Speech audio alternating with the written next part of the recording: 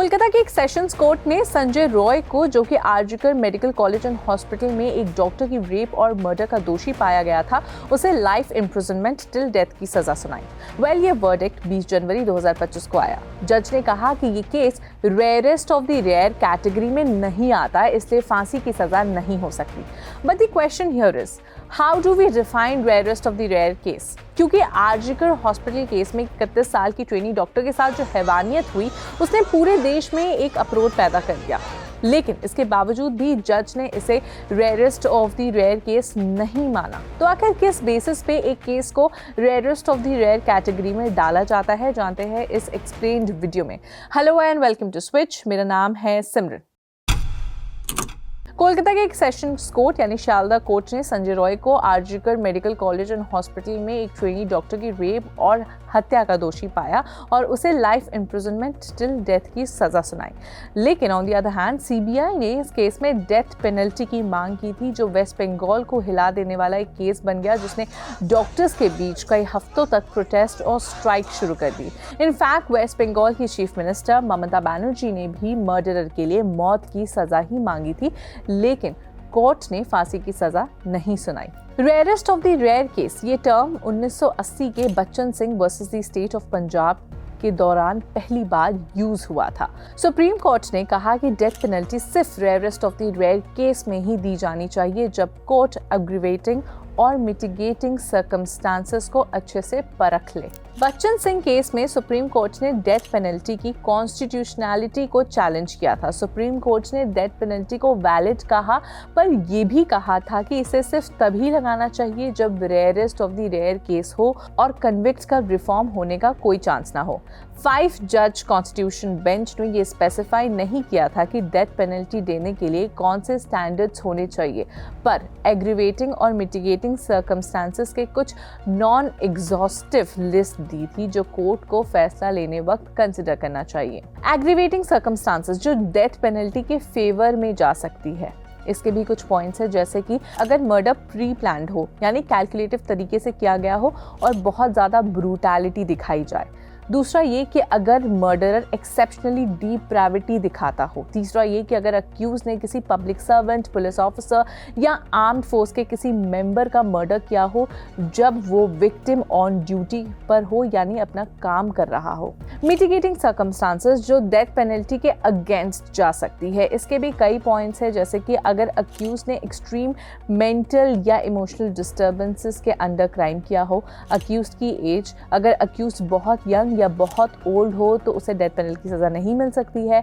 अगर अक्यूज का सोसाइटी के लिए कंटिन्यू थ्रेट होने का प्रोबेबिलिटी ना हो, अक्यूज के रिफॉर्म होने की प्रोबेबिलिटी हो, और अगर अक्यूज किसी और के डायरेक्शंस पर एक्ट कर रहा हो, अगर अक्यूज को लगा कि उनका एक्शन मॉरली जस्टिफाइड था, या फिर अगर अक्यूज मेंटली सफ़र कर रहा हो और अपने एक्शंस की क्रिमिनलिटी को अप्रिशिएट ना कर पा रहा हो, तो इन सारे केसेस में वो डेथ पेनल्टी से बच सकता है।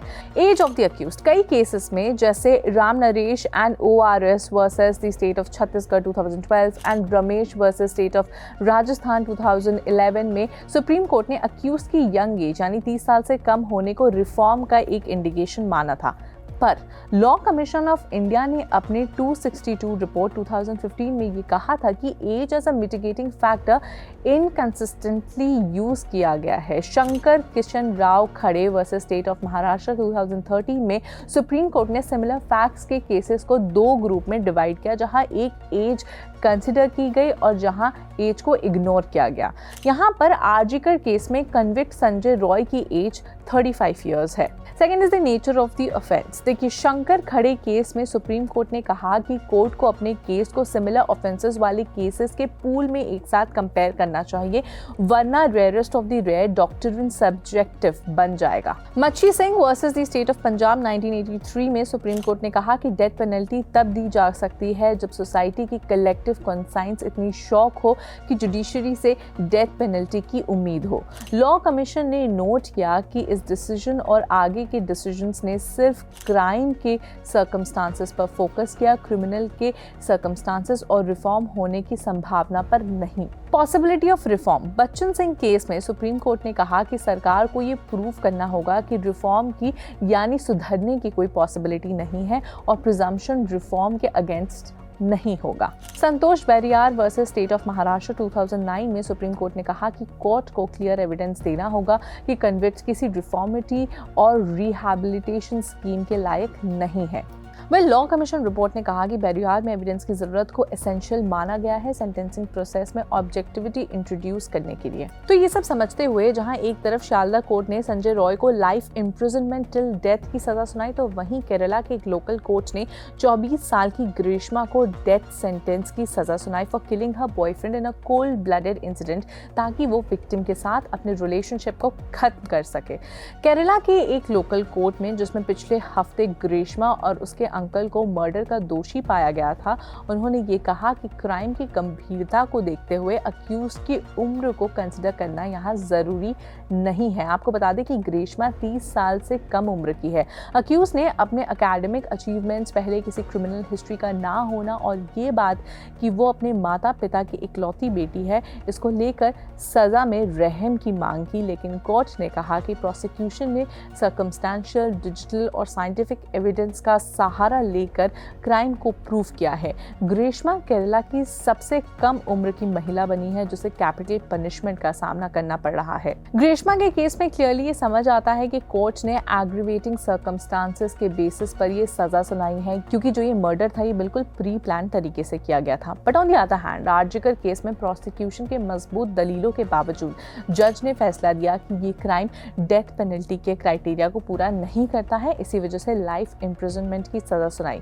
कोर्ट ने यह भी आदेश दिया कि डिसीज डॉक्टर के परिवार को 17 लाख रुपए का मुआवजा देना चाहिए बंगाल सरकार को। लेकिन कोर्ट के इस फैसले के बाद बंगाल में एक अपरोर मचा हुआ है, क्योंकि जिस तरीके का ये हीनियस क्राइम हुआ था 31 साल की ट्रेनी डॉक्टर के साथ, उसमें सीबीआई, स्टेट गवर्नमेंट और विक्टिम के माता पिता कैपिटल पनिशमेंट यानी फांसी की सजा की उम्मीद कर रहे थे।